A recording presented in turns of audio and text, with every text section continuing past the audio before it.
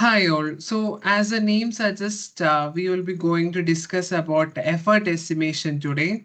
And coming to the effort estimation, I would say like the effort estimation is like more than just predicting hours. Like it's the foundation for the planning, budgeting, and delivering successful projects, right? If we are considering bigger projects or a simpler task, it's the basic of every project, like the planning, and it would help for the planning and the budgeting of each of the projects, and it would also help us for the resource allocation as well. So whether it's as like a sprint backlog or a multi-million dollar company like project, like poor estimation can lead to overburn budgets and delayed deliveries and unhappy stakeholders as well, right? So, like in this session, like I will be breaking down the core type of estimation techniques used in the development, software development projects, and we will explore like how to apply them effectively to improve the project planning as well. So today in this session, I will be like just giving you a brief about the effort estimation techniques I am using in my different projects. Okay.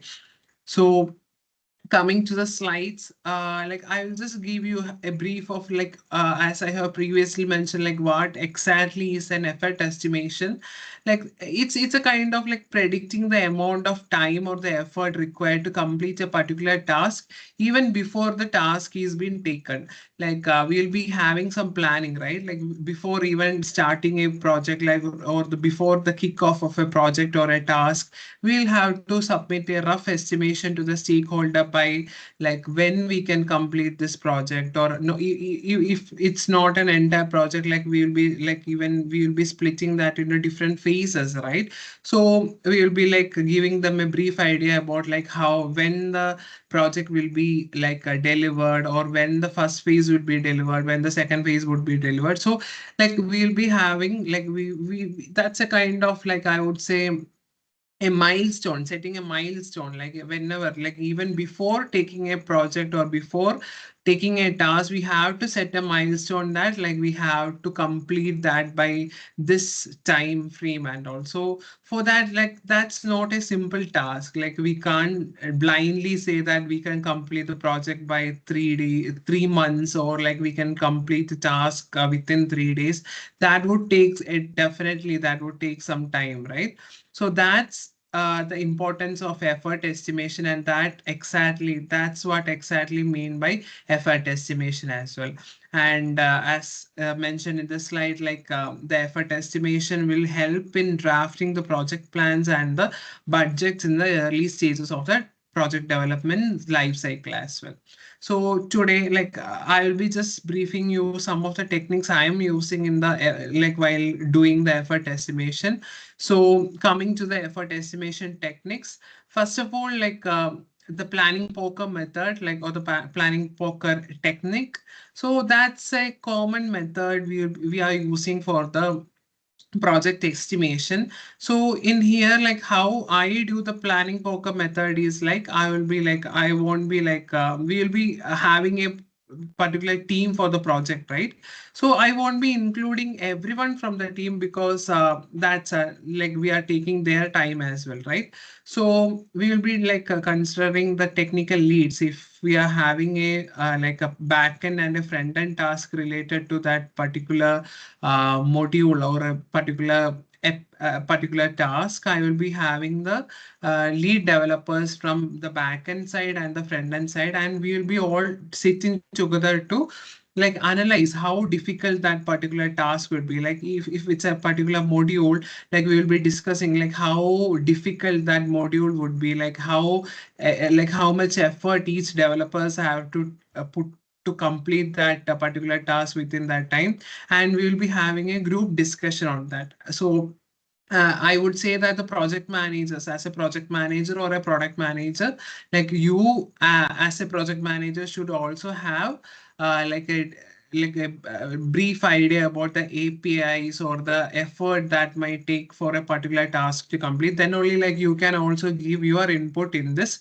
particular phase. So coming to the planning poker method, like we will be sitting together and we will be like discussing like how much time it would be taking, and we would be like after having a discussion, and we will decide like okay, this is the exact time, and if needed like we can have an expert advice as well. Like we can have another developer from another lead developers, or the another developer from the team to have a discussion like okay, like this is the decided time, is it the correct frame, like what do you think, like by this time can you complete that particular task. We can have a definitely have a discussion with them, and we'll agree upon that particular time frame, and we'll be going forward with that one. So that's how planning poker method works, and that's how we do the estimation by planning poker method. Like it's a kind of discussion with the entire development team or the development leads, and we will be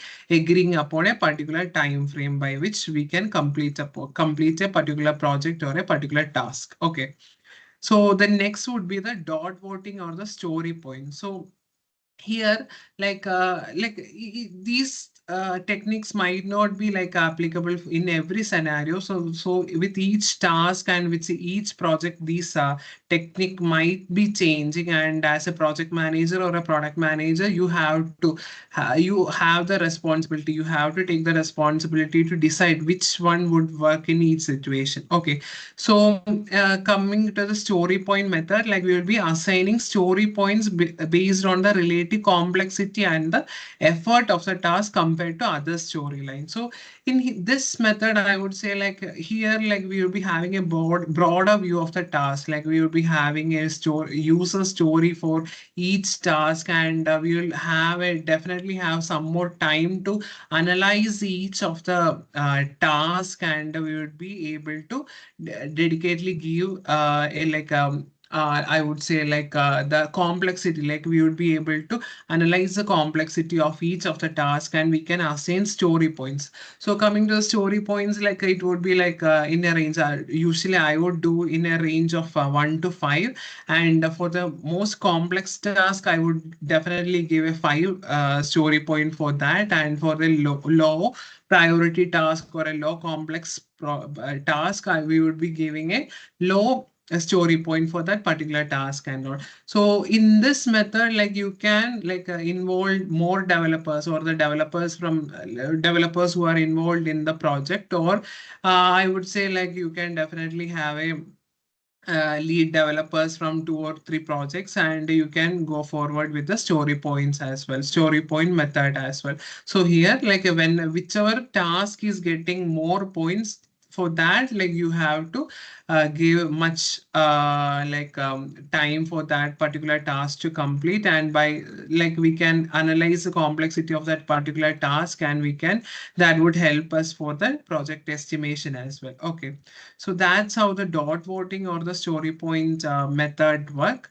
And coming to the historical data method. So this is the one which I am using most of the time in my project. So there might be situation like where we might not be having proper idea of about the project. So it might be like in the initial stage, and we might not be having a complete idea of the project or the module, right? Like we will be just having a brief idea. We'll just know like it's having a user management module, or a login module, or it might be having a like place order module. So we just will be having a like I would say like a broader, like not a broader view, like just a smaller view of the each of the module. So here actually the historical data method would work, like if you are involved in such projects, like in previously if you were involved in such projects, this would definitely help.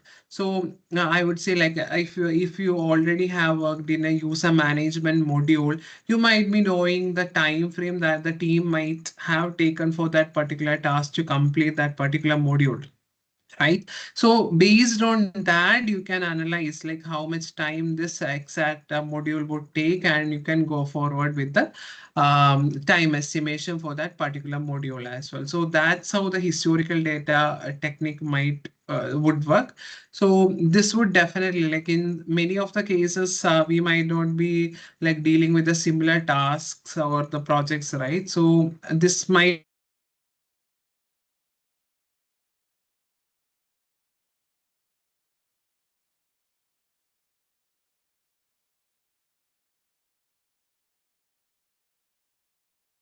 bottom up approach. So in the bottom down, the project we might be splitting into different tasks and estimating each task individually. So here, as I have previously mentioned, you might be having a just having a broader view that this project this would lie for a project not a detailed project, like you are only having a uh, like uh, minute details of the project, and you have to give a rough estimate. Like if you have to give a rough estimate for the particular project, then definitely the bottom up estimation would definitely work. So in this case, as I have previously mentioned, we will be splitting this entire project into different smaller modules, and if you have worked on different similar modules, you can definitely go forward with the historical data method, and you can give a rough estimate for the completion of that particular module. Or if you're not worked on that particular module previously, you can definitely go forward with the other methods, and you can give a rough estimation, you can go for a dot pointing method, and you can definitely ask for the lead developers like by when you can complete, like by when we would be able to complete this particular module, and you can aggregate all the estimates which are being received, and you can definitely go for the estimation of that particular project. So this is how the bottom up estimation would work.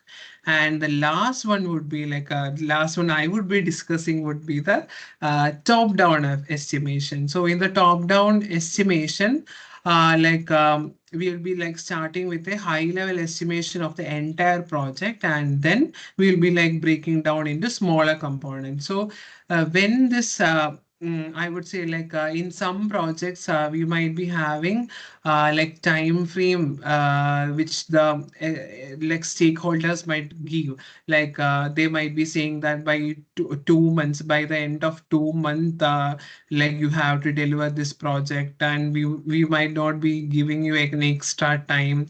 And so for that time confined projects, definitely this top down estimation would work. You will be having a fixed time for the completion of the project, and you can with keeping that as a deadline, you can definitely split the time for the other modules, and you can go forward with the estimation of each of the modules as well. So that's how the top down estimation would work. And so how I do the estimation from my end, I'm having different projects. So I would just give you a brief idea of how I do the estimation. Like even if it's a project which I am not having any idea of, or the project which I am having a broader view, it's having a well-bound user story or a BRD, then in each of the cases, I would be definitely using different methods, but the common method I would be using is this method, the one which I have shown you in the screen. So I would be like I would say this is a mixture of all the techniques which I have previously mentioned, and I would be the section would be the project. So I would be different splitting the entire projects into different modules. I would say the login module, or the user management module, or the place order module. I would be definitely splitting each of the projects into different modules, and if possible, I would be also listing each of the features that that particular module would be having. for example, like if it's a login screen, like I might be having a UAE pass integration or a like SSO based login or an like email and password based login or a face recognition model. So there might be like different features that might be what like associated with that particular login module, right? So I would be listing, like if possible, like I would be listing the entire features, like all the possible features here, and I would be allocating the project, the story points. From my side as well, like from my side I would definitely, like I would give the story points, and similar way I would do for the other modules as well. So after having my draft like estimation, I would definitely go forward with the lead developers or the development team, and I would sit with them and have a discussion whether the story points allocated for this each features are like the correct one or not, or else like do you have any suggestions on the story points for that particular feature. And after having a discussion, I would be revising the story points, and based on the complexity of the points, I would be like here, like we will be following a 1 week sprint, since we are like having less number of time for the completion of the project. We will be mostly following 1 week sprint. So we will be considering like a week, a weekly release. So so here I would be going for a 1 week time for the particular feature, or the second feature would take a 2 week time. So I'll just have an approximate time as well.